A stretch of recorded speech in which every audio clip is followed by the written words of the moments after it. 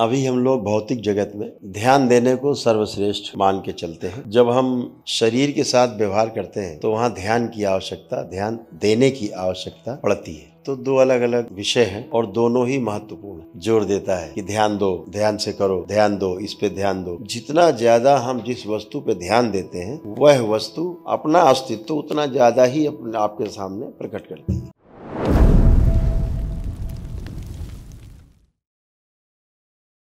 जब भी हम लोग ध्यान करने का सोचते हैं तो दो चीजें ध्यान है कि ध्यान किया जाए कि ध्यान दिया जाए। तो पर किसी वस्तु पर ध्यान किया जाए अथवा उस पर ध्यान दिया जाए। ध्यान करना और ध्यान देना दो अलग अलग वस्तु हैं। When we think of doing dhyan or doing meditation, we think in terms of two things. First is whether we need to carry out the task or carry out the action of doing dhyan, or if we have to focus on one thing and that is called dhyan, or say do we have to carry out the task of meditating or do we have to meditate upon something. Když přemýšlíme o dhyan, meditaci, tak přemýšlíme o tom, jestli jak máme meditovat, nebo o způsobu meditace. Vlastně přemýšlíme ve dvou úrovních. अभी हम लोग भौतिक जगत में ध्यान देने को सर्वश्रेष्ठ मान के चलते हैं। जब हम शरीर के साथ व्यवहार करते हैं शरीर के द्वारा तो वहाँ ध्यान की आवश्यकता, ध्यान देने की आवश्यकता पड़ती है। In the physical realm, we give more importance to meditate upon certain things. Ve fyzickém světě přikládáme větší příležitost meditování na něco nebo o něčem. In terms of our own bodies, ale pokud se díváme na to pohledem našich těl, it is necessary for us to meditate upon ourselves. Je nezbytné, abychom meditovali sami za sebe, sami. तो दो अलग अलग विषय हैं और दोनों ही महत्वपूर्ण हैं। So these are two different things and both are equally important. Obě věci jsou stejně důležité. समाज हमें ध्यान देने को जोर देता है कि ध्यान दो, ध्यान से करो, ध्यान दो, इस पे ध्यान दो।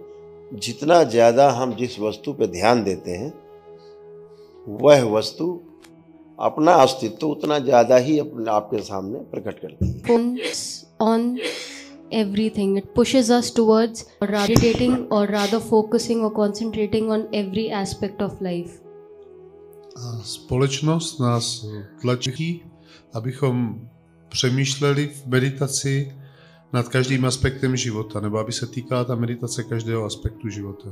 What's wonderful is that whatever we meditate upon in nature, that specific object begins to completely unravel itself or unravel itself before us so that we can see it completely. Ať už meditujeme o čemkoliv, ať už je předmět meditace jakýkoliv, tak příroda má tu vlastnost, že při té meditaci ho před námi obnaží, že ho vidíme celý.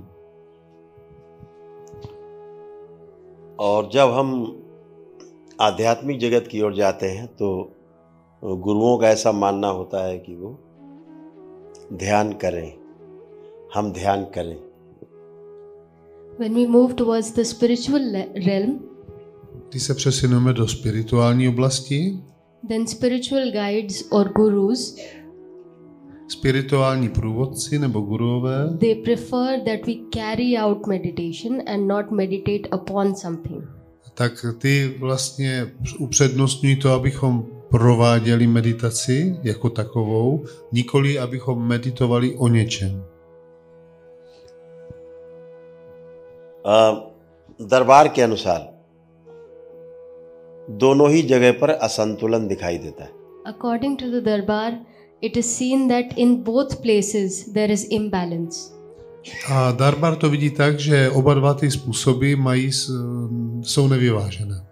अगर इस भौतिक जगत में अपने घर में ध्यान देने के साथ साथ ध्यान करना और जो अभौतिक जगत को समझने की चाह में हम गुरुओं के पास जाते हैं वहाँ पर ध्यान करने के साथ साथ ध्यान देना ऐसा कर पाए तो ये एक संतुलन जैसा होगा और घर में ही आश्रम और आश्रम सारे घर जैसे होंगे तो किसी को भागने की घर छोड़ने की आवश्यकता नहीं पड़ेगी.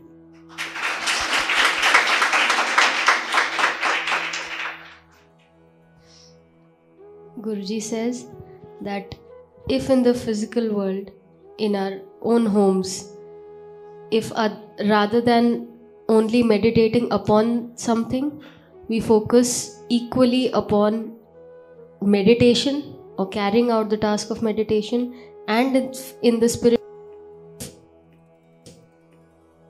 focus is laid upon meditating upon things, then there can be seen a balance. Když to Gurudev říká, že ve fyzickém světě bychom měli brát v potaz i samotné meditování jako takové a v tom spirituálním smyslu, krom toho, že se soustředíme na meditování jako takové, tak meditujeme také na něco, tak v tom je právě ta rovnováha, že obě dvě věci přivedeme dohromady. Then nobody will have to run away from home to meditate. Potom nikdo nemusí utíkat z domu meditovat někam jinam. Then homes will become ashrams and ashrams will become homes. A z domu se stávají ašramy a z ašramů domovy.